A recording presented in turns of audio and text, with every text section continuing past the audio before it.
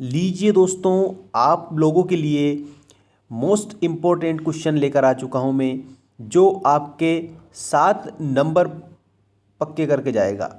इसमें मैं आपको बता दूं कि 2 अंक के भी क्वेश्चन पूछे जाएंगे और एक एक नंबर के 7 क्वेश्चन पूछे जाने की संभावना है दोस्तों, क्योंकि आपकी ब्लूप्रिंट जो है कक्षा 10वीं और 12वीं वाले की ब्लूप्रिंट में क्लियर दे रखा है दोस्तों कि जो आपका काव्यखंड है, काव्यखंड से 7 वस्तुनिष्ठ प्रश्न पूछे जाएंगे। ठीक है ना, मतलब कह सकते हैं आपको अच्छे से कंप्लीट करना है। और हम जानेंगे अब भक्ति काल के बारे में। ये भक्ति काल का जो सन है दोस्तों, ये है सन 1318 से लेकर के तो 1643 तक। अगर सन में पूछे कि सन बताइए तो आप बता देंगे 1318 से 1643। और संवत में अगर मान लीजिए वो पूछे तो बताएंगे आप 1375 से लेकर के तो 1700 तक। ये संवत है भक्ति काल का।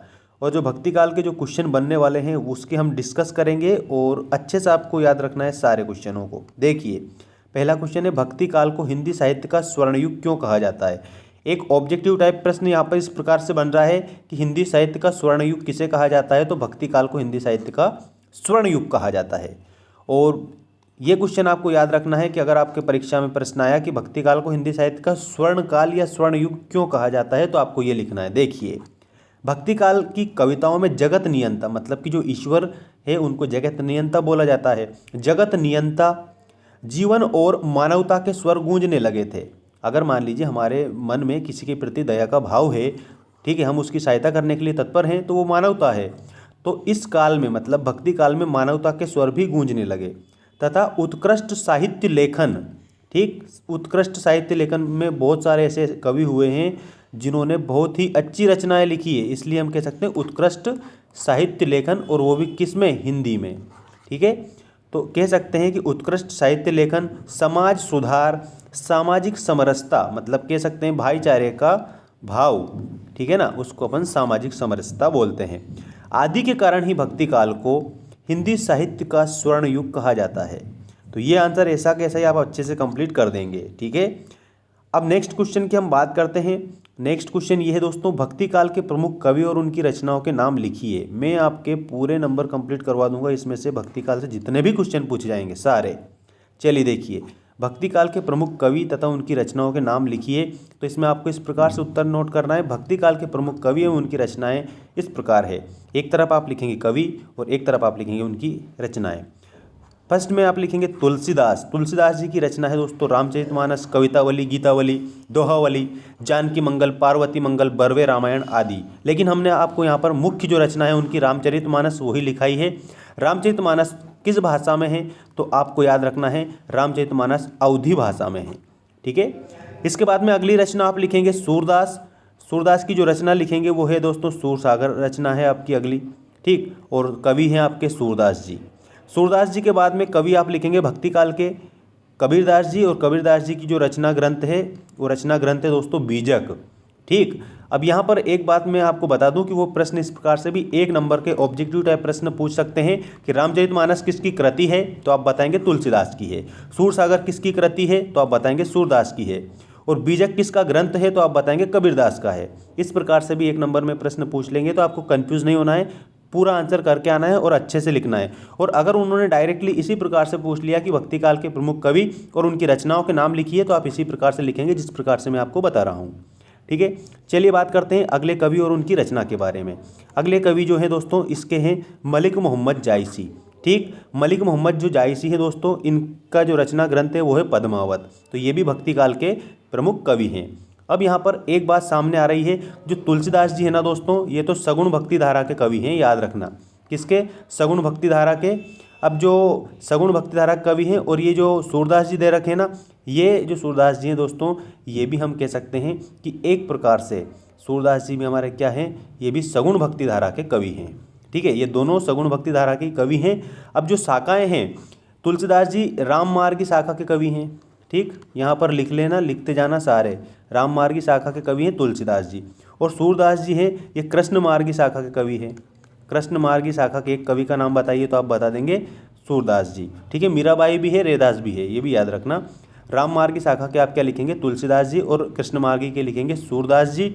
इसके बाद में जो कबीरदास जी जो दिए गए हैं ना दोस्तों, कबीरदास जी आपके हैं ज्ञान मार्ग की शाखा के कवि, ठीक है ना। यहाँ पर मैं लिख रहा हूँ ज्ञान मार्ग की शाखा के कवि का नाम बताइए, तो आप बता देंगे कबीरदास जी। और प्रेम मार्ग की शाखा के कवि का नाम बताइए, तो जो प्रेम मार्ग की जो शाखा के कवि है ना दोस्तों, वो है आपके मलिक मोहम्मद जायसी। बस ये इस प्रकार से प्रश्न आपके पूछ सकते हैं कि राम मार्ग की शाखा के एक कवि का नाम बताइए, तो आप तुलसीदास जी बता देंगे। कृष्ण मार्ग की शाखा के एक कवि का नाम बताइए, तो आप सूरदास बता देंगे। ज्ञान मार्ग की शाखा के एक कवि का नाम बताइए, तो कबीरदास बता देंगे। और प्रेम मार्ग की शाखा का एक कवि का नाम बताइए, तो आप मलिक मोहम्मद जायसी बता देंगे। बस इसी प्रकार से आपके प्रश्न पूछे जाने हैं। इसके बाद में हम बात करते हैं अगले क्वेश्चन की। देखिए अगला क्वेश्चन मोस्ट इंपॉर्टेंट क्वेश्चन है, याद रखना। अगला क्वेश्चन आपके सामने आ चुका है, भक्ति काल की विशेषताएं या प्रवृत्तियां लिखिए। भक्ति काल की प्रमुख विशेषताएं या प्रवृत्तियां, एक ही बात है दोस्तों, तो इस प्रकार से आपको लिखनी है। भक्ति काल की विशेषताएं निम्न प्रकार हैं। पहली है साकार एवं निराकार ब्रह्मा की उपासना। जो साकार है, जिसका कुछ ना कुछ आकार होता है, जिसमें कुछ ना कुछ गुण हो, उसको अपन कह सकते हैं वो साकार है। और जिसका कोई भी आकार ना हो, उसको क्या कहते हैं, हम निराकार कहते हैं। क्या कहते हैं, निराकार कहते हैं। निराकार मतलब कह सकते हैं निर्गुण, ठीक है ना। निराकार को निर्गुण के नाम से भी जाना जाता है। और साकार को सगुण के नाम से भी जाना जाता है। तो इस प्रकार से आप याद रखेंगे, भक्ति काल की जो पहली विशेषता है साकार एवं निराकार ब्रह्मा की उपासना। ब्रह्मा मतलब होता है ईश्वर, ठीक है। इसके बाद में अगली विशेषता देखिए, रहस्यवादी कविता का प्रारंभ। इस काल में रहस्यवादी कविता का प्रारंभ भी हो चुका था। नेक्स्ट विशेषता आप इस प्रकार से लिखेंगे, आध्यात्मिकता और सदाचार की प्रेरणा। आध्यात्मिकता और सदाचार की प्रेरणा। सदाचार मतलब होता है अच्छा आचरण, आध्यात्मिकता का मतलब होता है ईश्वर की उपासना करना, ठीक है।